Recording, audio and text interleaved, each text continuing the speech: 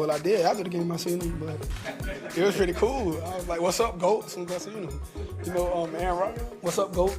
Greatest of all time. It's a lot of GOATs out here, but it's Aaron Rodgers, so I gotta show my respect. Yeah, it was pretty cool seeing him. He was like, he loved watching me play. He was like, "Hope I have a great season. Get down." I was like, "Yeah, I know where you're coming from. Yeah, I understand." Lamar Jackson talking about his meeting last night with Packers quarterback Aaron Rodgers. Great advice from Aaron Rodgers. Lamar Jackson, get down. Avoid those hits. He's going to be running the ball. We saw him run the ball last night, Big Cat. He didn't run it week 1 in the preseason. Last night he ran the ball twice for 14 yards that counted. He had a nice 18-yard touchdown run that was called back for a penalty. 6 for 10 throwing the ball for 58 yards. We still haven't seen the real Baltimore offense. It's like this great mystery of what's hiding under that sheet, and they're trying to keep it covered up as long as they can. But we know Lamar Jackson can play well. He played very well last year when he was thrust into the mix. If he can complement the running that he showed us last year with the passing that we saw at Louisville, this guy can be a great quarterback. I'll stop you right there. The passing we saw at Louisville, we saw inaccurate passing at times, and it's all about that. That's really all I care about with Lamar Jackson. The running is fantastic. He's a phenom when it comes to that. But if you can't throw the ball and you can't make the defense respect the fact that you can hit guys in tight windows, all of this is irrelevant. I'm not saying that Lamar can't do that, but we didn't see it, week in and week out last year when they had that run. So that's it for me. It's just, can he make all the throws? And if he can, and I think he can, then he will be a next-level quarterback. But to say, he's going to throw like he did in Louisville, there was some inaccuracy at Louisville. He had some incredible production at Louisville. That's what I'm talking about. He was incredible. Right. He was actually better the year after he won the Heisman, but the team wasn't good enough to get him on the Heisman radar. He had great production running and throwing at Louisville. And those windows, you're right, the windows are broader at the college level. And I remember with Deshaun Watson, there was a concern that you had too many turnovers, too many mistakes. But when the window got tighter, he got more accurate. And that's the challenge. Can Lamar Jackson find a way to become more accurate as he grows into this position? And we saw it last year when they beat the Chargers on that fantastic game they played in L.A. late in the season, and the Chargers come all the way to Baltimore for the playoffs, have figured out how their offense works, and were able to beat them. Will that be, everything's under wraps, and we don't know what it's going to look like, but will it be a situation where if you have tape on Lamar Jackson, he might not have all the dimensions that a quarterback needs in the NFL? Because that's really what it is.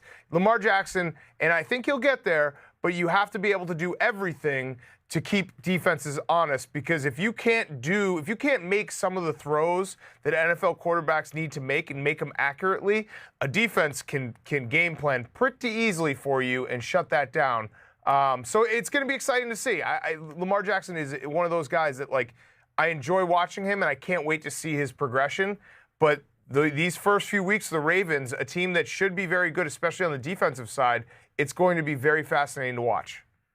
At Louisville, he went from 54.7% completion percentage to 56.2 to 59.1, never at 60%. You got to be 60 or better at the NFL level to be regarded as an accurate passer. So that's one big area where he needs to improve. And I always call them college football plays. As a gambler, I call them college football plays when you need an over or you need something to happen. There's always in college football 2 or 3 plays where it looks like the safety isn't even on the field, didn't even check in, where there will just be no secondary out there. So you aren't going to get those in the NFL. You aren't going to get those 70-yard, everything just fell apart and no one's standing in the middle of the field. And will he be able to adjust to that and find those tight windows? One guy who has shown that he has found the tight windows so far, Sam Darnold, the Jets quarterback. He was so much better last year after he came back from an injury, and there was a vibe late in the season that maybe this guy can be special. I'll tell you what, last night, Big Cat, I saw a couple throws from Sam Darnold that made me think, holy crap, this guy's on the verge of doing something great for the Jets. Squeezing it into spots like that one there, if you're watching on NBCSN, finding the in stride, get the ball where it needs to be, and you compliment him with Le'Veon Bell, who probably won't play at all this preseason, but he is looking great at practice. He's looking like the old Le'Veon Bell. You put those two guys together, And you know, my position all along has been between the Bills and the Jets. One of those two teams is going to put themselves in position to contend for a playoff spot, and they meet week 1. And I think both of those guys, Josh Allen and Sam Darnold, are ready to step up. And there could be some memorable games this year involving both of those teams. I like where Darnold is, and I like where he's heading. Yeah, I watched a little of this game last night as well. Sam Darnold, youngest quarterback to ever start an NFL game last year, had an injured wide receiver core, an injured wide receiver or running backs. He played the third toughest defenses. He now has Adam Gase. I think that all kind of comes back, you know, and the arrows pointing up for him. What I also was impressed with, Mike, I don't know how much of this game you watch. The Jets' defensive line is going to be very good, and I think their defense is going to be very good. And they might be just a new color scheme, but they looked fast. They looked really fast.